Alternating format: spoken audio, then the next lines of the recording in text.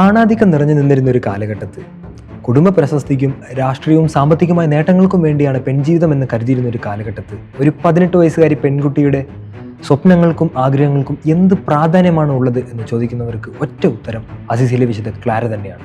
ഫ്രാൻസിസിന്റെ ജീവിതവും ഫ്രാൻസിസ്കൻ ആദർശങ്ങളും അതിന്റെ ആഴത്തിൽ മനസ്സിലാക്കുകയും അത് ജീവിതത്തിൽ പ്രാവർത്തികമാക്കുകയും ചെയ്ത ഫ്രാൻസിസിന്റെ ഒരു യഥാർത്ഥ ശിഷ്യ. ലൗകിക ആഡംബരങ്ങളും സുഖഭോഗങ്ങളും വെടിഞ്ഞ് ആവൃത്തിക്കുള്ളിൽ ഫ്രാൻസിസിന്റെ പാത പിന്തുടർന്ന് ദാരിദ്ര്യത്തെ പുൽകി ജീവിക്കാൻ അവളെടുത്ത തീരുമാനത്തെ അന്ന് ലോകം ഒരുപക്ഷെ ശുദ്ധ മണ്ടത്തരമെന്ന് വിളിച്ചു കാണും. എന്നാൽ അതിനെ അതിജീവിക്കത്തക്ക വിധം തൻ്റെ ബോധ്യങ്ങളിൽ ഉറച്ച വിശ്വാസവും അതിജീവിക്കാനുള്ള തൻ്റെ ഇടവും അവൾക്കുണ്ടായിരുന്നു. ഒരുപക്ഷെ അതുകൊണ്ട് തന്നെയാണ് അനേകായിരങ്ങൾ ഈ ജീവിത രീതിയിലൂടെ ക്രിസ്തുവിലേക്ക് അവൾക്ക് അടുപ്പിക്കാൻ സാധിച്ചത്. ഇന്നിൻ്റെ ലോകത്ത് മങ്ങലേറ്റുപോയ രണ്ട് കാര്യങ്ങൾ ഇത് തന്നെയാണ്: ഉറച്ച ബോധ്യമില്ലായ്മയും, ഇനി ബോധ്യമുണ്ടെങ്കിൽ തന്നെ അതിജീവിക്കാനുള്ള തൻ്റെ ഇടയില്ലായ്മയും ഒക്കെ. വിശുദ്ധ പൗലോസ്ലീഹ പറയുന്നുണ്ട്, എനിക്ക് ജീവിതം ക്രിസ്തുവും മരണം നേട്ടവുമാണ്. സ്വന്തം ജീവൻ രക്ഷിക്കാൻ ആഗ്രഹിക്കുന്നവൻ അത് നഷ്ടപ്പെടുത്തും, എന്നാൽ എന്നെ പ്രതിയോ സുവിശേഷത്തെ പ്രതിയോ അത് നഷ്ടപ്പെടുത്തുന്നവൻ അത് വീണ്ടെടുക്കുമെന്ന്.